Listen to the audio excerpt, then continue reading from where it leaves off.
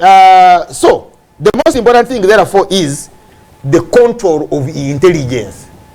Wano mu Uganda intelligence si efuga. Singa intelligence efuga singa tuli wala mu things will be okay. Ekifuga wano is Mukulu Museveni is the intelligence. Kachola bwakola ensobi okumujjayo adeyo mu rail lutalo lw'amaanyi nnyo. You get, I will give you an example. Or you know, Kwango, you know someone who is an expert on Uganda. I didn't use Uganda as an example. Now, is an intelligence officer. Nagamba chino te bachikola. Bocha kabaka bogabula sigo gabudi. Bwa kukyalira ke woya kugabula. You know kumwebaza, or you know kweyanza webale kugabula. You see that's the work of intelligence. Katana kuwa brief. But you know, wacha wewe. Emere yange joli de, you get. Kado geno kuchinja yecho ngachi, nga. Chobana ne speeches abasitunula mbichi. Kateri Kenya intelligence yekola chi? Intelligence yefuga. And walo byetunulira. Oyinzo okujja as Kalonzo Musyoka. Ojide kubakamba. Is it Kamba? Is it Kamba. But ojide kubakamba. But tosobala kuchogera ku TV. But they know inside. You see, there is a reason. Wogament, I Kalonzo Musyoka nze ndiwo ku lw'abakamba oli mufu. You will say I'm there for whichever party, or waipa, whatever it is. Naye nga eri mukimanyi, but wano tosobola kukola ki, tosobola kukyogera. Now, so katika ngende ku social media. Obululu bwetukubye leero, bwe bakubye leero, ne bwe twakuba. I want njagala okuzibiriza amaaso singa babakuba mu COVID. Baani abana Kenya. Abana Kenya.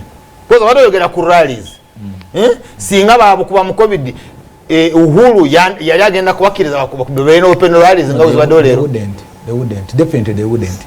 You see that's now problem number one. Problem number two, just na kola ko research. Ayina data. You're not comparing only one vote. You're comparing a series of votes that. Yes, but you see, because you Uganda, Baba Dene rallies go badagamba. I'm looking at because COVID has no. Yes, tell you katife utukubida kaula kawedde there was COVID. So na wana bali mu mugalo. Atogwa Kenya was more strict. So katiyagala ukebuza singa nabo bakuba kalulu mu mugalo. Bale bagenda kukiriza rallies ngazino. I don't know. Ekyokubiri. Obabade bakubira rallies, babade bazukubira mu bibuga. Babade bayina venues za rallies nga abantu bagenda for rallies, which we don't have here. Nasemba yokukira mbisere yasemogerere nga ngenda kubera ne rally yange kololo. Abantu ne bagenda wa kololo. But kata abasigadele ogo ino kubanonya mu katale je bali. Noja mu katale no kola wochi no beera mu ngudo. And two, our system has developed as a system of Kenya, the security system. I will give an example. Bostura abantu no baleta ku Square. Where we have their masiro. Kasubi.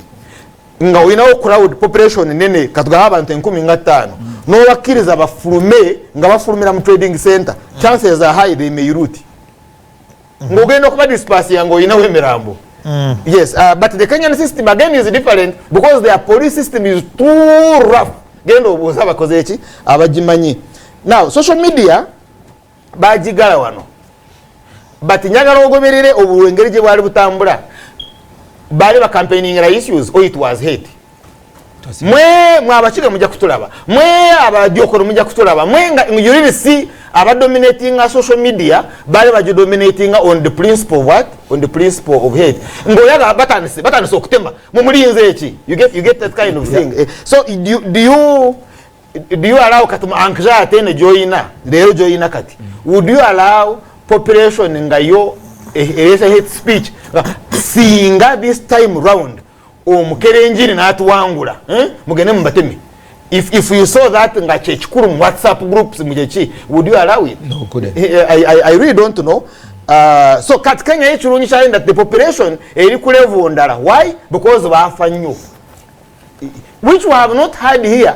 Fe wano twafa mu biseera by'entale bya Luweero, but tunaba kutingana ku byobululu engeri akaya bana Kenya engeri gyabakola ki gye batingana. So we don't have good lessons. Chobola bwoli ateekayo n'ayogera ebigambo bwe toli ku social media nola ebigambo byogera. The extremely too crude. Katosobola kubikiriza mu this tension. If I am managing the state, and more especially the state is weak. Now, it is also not true in Kenya, the media is not guarded. By the way,